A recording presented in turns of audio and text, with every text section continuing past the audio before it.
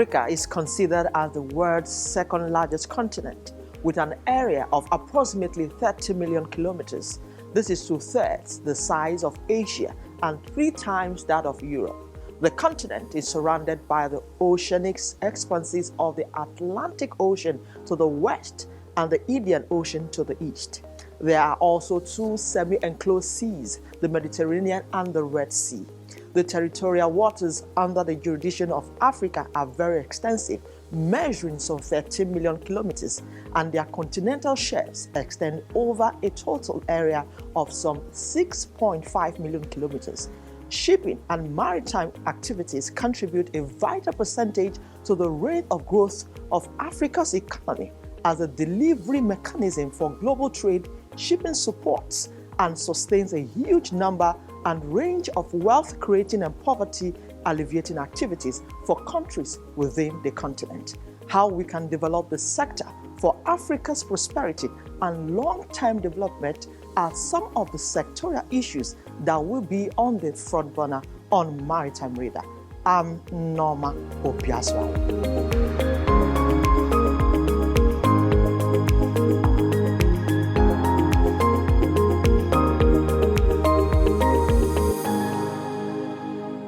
The speed of growth and development in Africa has put pressure on the continent's resources. Africa's inland waters, oceans, and seas are also affected. Over the years, traditional maritime transport activities such as shipping and fishing have intensified. Unfortunately, the rise in these activities at sea is taking place against the backdrop of insecurity, various forms of illegal trafficking, piracy, pollution, and degradation of the marine environment, falling biodiversity, and aggravated effects of climate change. There is a compelling need for African governments, especially those positioned along the coast, to support and strengthen capacity for the growth and development of their maritime and port activities. This can only be achieved by the implementation of good policies and good governance of the maritime sector. Before we get further into today's episode, let's find out the latest in maritime news.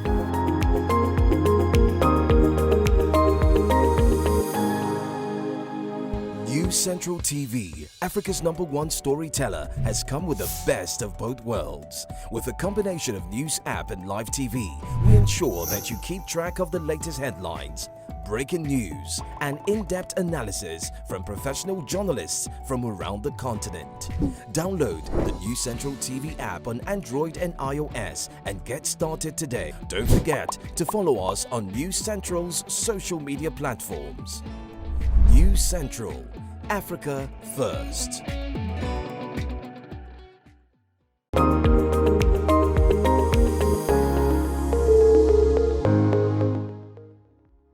Lagos Governor Babajide Sanwo-Olu says that the state has received approval from the federal government to develop the Badagry Deep Sea Port. Sanwo-Olu said this approval authorizes and provides a legal basis for the concession of the Badagry Deep Sea Port following the issuance of the full business case certificate by the Infrastructure Concession Regulatory Commission (ICRS) last April.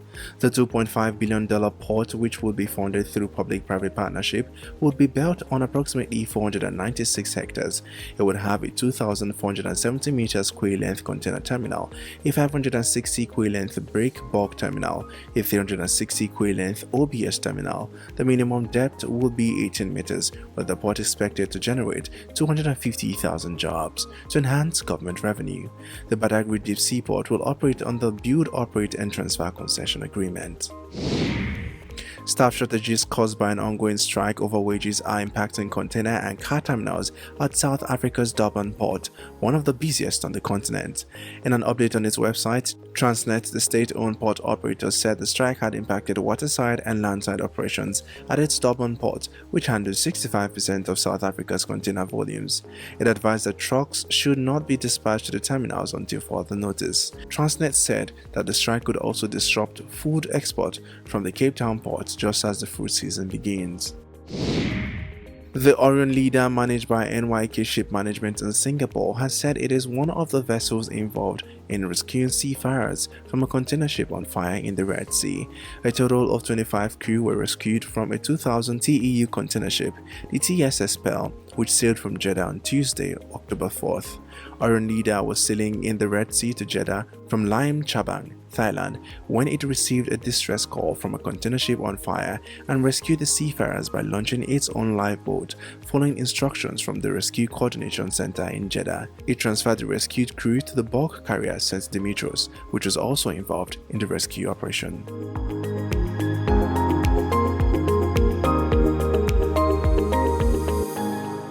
This is Maritime Radar, where we explore the massive investment opportunities to be found in Africa's maritime industry. I spoke to Greg Ogbeifun, founding president of the Ship Owners Association of Nigeria, on the potential of Africa's maritime industry and how it can be harnessed for economic growth. Stay with us. Africa's maritime industry is a gold mine if it's harnessed, in terms of diversification, creating jobs and all that. Why is it that the huge potentials in the industry is not harnessed? First of all, I'd like to thank you for inviting me to this program. The maritime industry worldwide is a gold mine. You've had it said severally that a huge percentage of goods moved around the world are moved by sea. And those who rule the sea rule the world. Africa is a continent almost completely surrounded by the oceans. And therefore, the maritime activities in Africa necessarily needs to be vibrant. But why are we not harnessing the opportunities? The reason is simple. The colonial countries that discovered Africa by sea. So they were the pioneers of maritime activities around Africa. When they were leaving, majority of them, let us take Nigeria for example, the colonial masters left a very vibrant maritime industry for Nigeria. But after they left, what did we do with it? Taking Nigeria as a case study representing Africa. We had the National Shipping Line, which at some point had close to 29 ships sailing worldwide. Initially, I remember there were foreign seafarers running the National Shipping Line. We had some British, we had some Egyptians, and the company was doing well. With time, Nigerians began to step into positions of leadership in the place and ultimately ran that company down, such that in 1995, National Line was completely liquidated. Was it a problem of skill? It was a problem of ethics, attitude, and bad management. But more importantly, when the government began to put non-professionals in the leadership of National Shipping Line, that was when things began to go astray, just like it did the Nigerian Airways. So I'm trying to say that we are responsible for not harnessing the potentials in this industry. Okay, after that happens, down the line, thanks for the gift of oil and gas to our country, most of which is offshore. So, private sector initiative, we began to get into the upstream of the oil and gas industry, where some Nigerians began to play.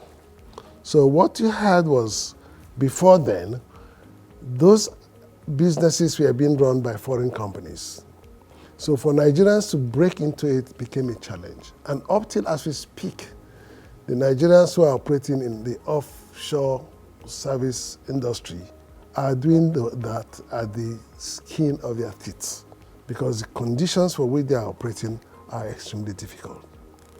we are making a lot of noise about unemployment, about economy. The maritime And there's even a shipping need for diversification. and the maritime and shipping industry of this country is untapped. If you, for example, if you are driving down the marina and you look across to Apapa Jetty, every single ship you see on the berth there are foreign. Now, for a country of our population, over 200 million, you can imagine the amount of imports and exports going on in this country. And we are not participating in the global trade at all. So all the employment, capital flight, all the multiplier effects in that sector, maritime law activities, in maritime insurance activities, employment, and all of that going foreign. And we're sitting down here crying. So how can we reposition? Is it policy? Is it strategy plan? What can we do to reposition? I'll change this. I will say in a single word, political will. Okay. To make it happen is just not there. I'll give you an example. When the administration of Buhari came in, the Honorable Minister for Transportation that was appointed, my good friend and brother, Rotimi Amechi, he did something that was unprecedented. He came out boldly and said, listen, let us re-establish a Nigerian fleet. Initially, he said, he was going to use cabotage fund as a seed for establishing a global trading fleet, so that would attract partnership to establish that fleet. We came out and said, you can't do that because the cabotage fund is not for global trade. And he listened. So he set up a committee to advise him on the technical and commercial viability of re-establishing. So that committee came out and advised that we should establish a global trading fleet through a private sector initiative, or at worst, public-private partnership. So we went to work. We looked at all the conditions, and we made our recommendations to him. And give him his credit, he immediately transformed our committee into an implementation committee, headed by then Executive Secretary of Shippers Council. So we got to work until we got to find out that there were certain factors militating against the re-establishment of National Fleet. And those factors were completely tied with our fiscal policies, our tax laws, compared to what other maritimely successful nations were doing. So we made our recommendations. We said, look, Nigeria needed to review their tax laws. So we had meetings at the highest level of government, even in the presidency, that once you review our tax laws, naturally, people with deep pockets will emerge and begin to float companies, shipping companies, maritime companies that will compete favorably with the foreign, with any other countries in the world. We gave examples of what other nations are doing. Up till now, that recommendation never saw the light of day, despite all the meetings and things that were held. So any talk now about establishing a national fleet or Nigerian fleet without addressing some of those issues, up to including our flag register. So this means our local operators will continue to struggle, or what will you advise? How do we change this narrative from foreign dominance so that our local operators can also feel this industry? I have been speaking about global trading on the national fleet. Now, talking about local operators, you're bringing it nearer home. coastal shipping, I will tell you this. Upstream, a few years back, the IOCs used to award long-term contracts for provision of maritime services that enabled even Nigerians to compete because they could get long-term contracts that would enable them get funding to buy ships. But because, again, of our inability to make very clear certain policies like the PAB that is now an act, most of the oil companies became reluctant to commit to long-term contracts. So there were no long-term contracts anymore. Now, because of that, you could not get funding from commercial banks to build ships that will only have contracts for short periods. So, first of all, we need to get the IOCs or the foreign oil operators in the country comfortable enough to go back to the days where they can award long-term contracts so that Nigerians can get funding to build ships.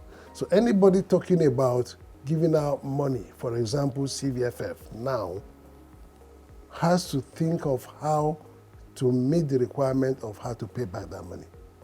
Because if you take, say for example, $20 million to build a ship, and you have a contract for 6 months, and after that 6 months they don't renew it, how do you pay back?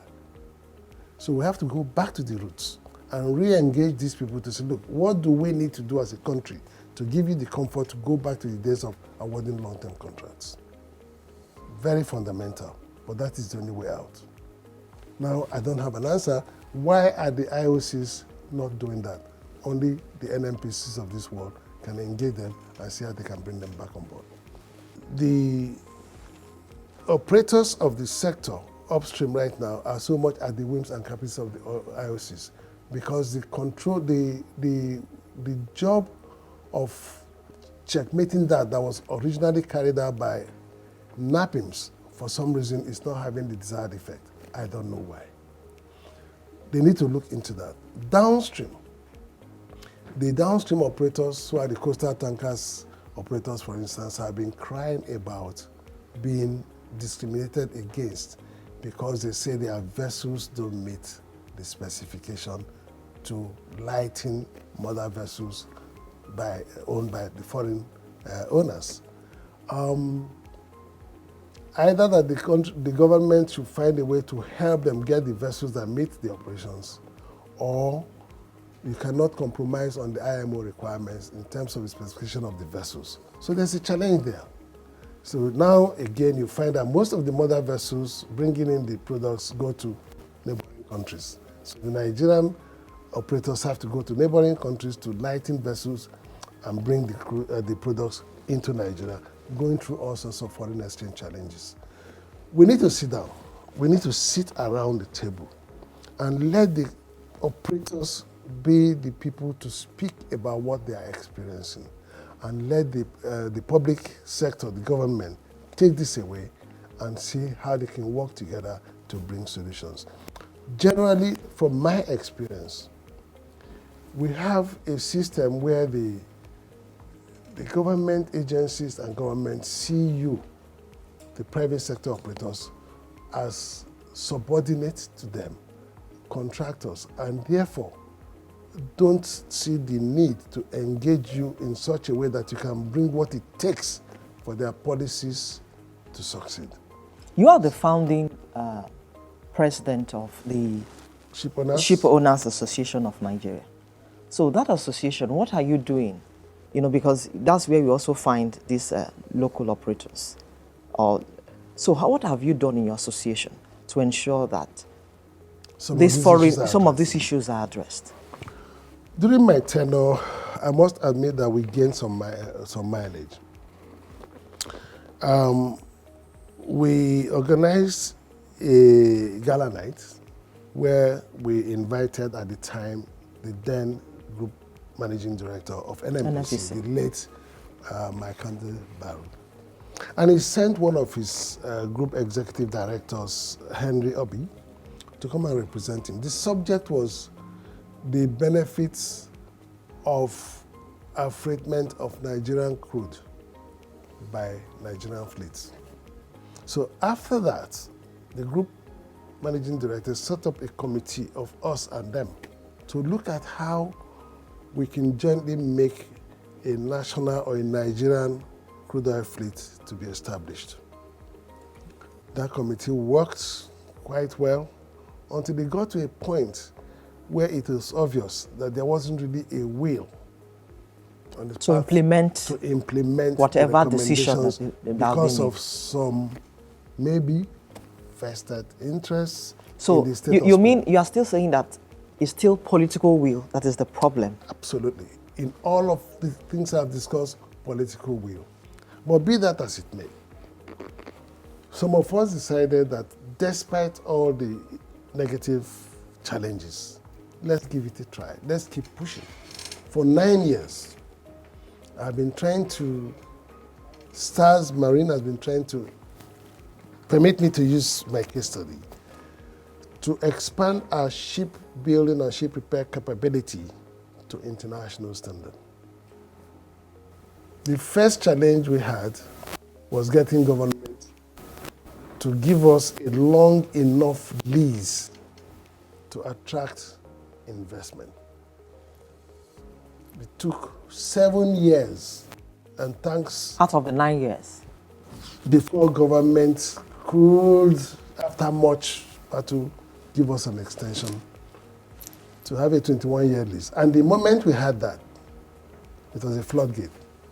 So as we speak, an international finance institution has decided, despite all the challenges, to finance the expansion of a shipyard that will bring it to shipbuilding and ship repair yard. As Lloyd's Register of Shipping said, it will be unique in the Gulf of Guinea to have that facility that would majorly enhance the maritime activities as far as ship repair and shipbuilding is concerned. But even when such an international financial institution has come in, and they had virtual due diligence meetings with a couple of Nigerian maritime agencies just to understand our policies and things. For some of the agencies to write a letter to the financing confirming some of the discussions we had took 4 weeks, to the point that they were almost walking away. It was the grace of God that brought them back, and they're still waiting and hoping to get this actualized, making slow progress. What am I trying to say? As a member of the advisory council board of the Commonwealth Enterprise and Investment, I was invited to Chogom, the Commonwealth Conference in Rwanda. So I went with my wife. First time in Rwanda. Small African country, landlocked, have nothing. It's amazing what you find in that country. Western standard in that country. In one of the breakout sessions during the conference, it had to do with investment.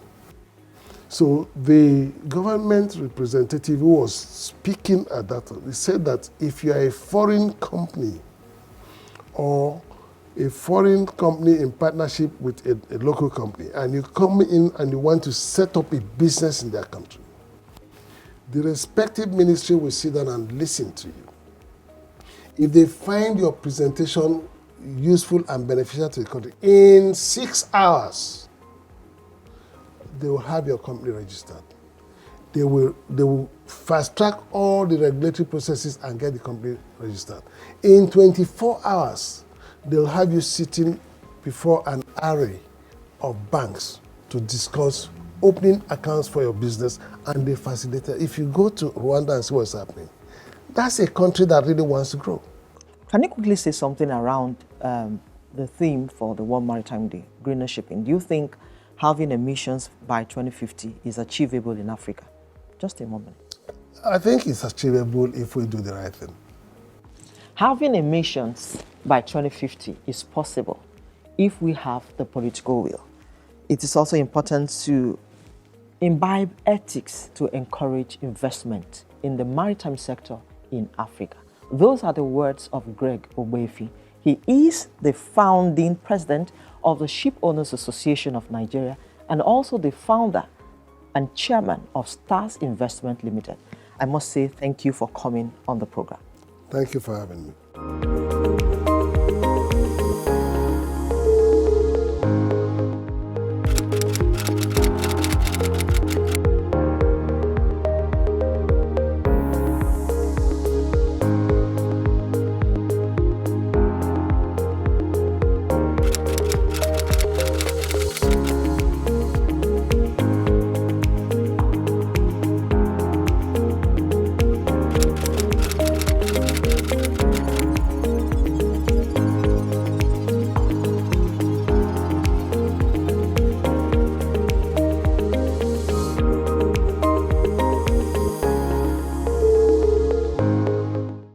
This is Africa. I bet you've heard a lot about it. But this is what you need to know. It's the home of the youngest and fastest growing population in the world. This, my friend, is opportunity right here. This is the future, and everyone wants Africa's attention. You need a voice that's African, young, conversational, a platform with the potential to reach millions of people across the continent with content they can relate to, such as lifestyle shows, sports and news, just the way they love it. Imagine all the people you could be talking to on News Central TV. Well, don't just think about it. Contact us for sponsorship and advert bookings. Put your brand where Africa is watching. It's News Central TV.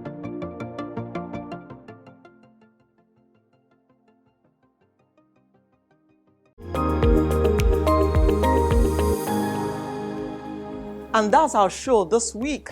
Every week, join us on Maritime Radar as we explore how Africa can unlock the latent potential of its maritime sector and its connected industry. You can also expect the latest in maritime news and industry insights right here.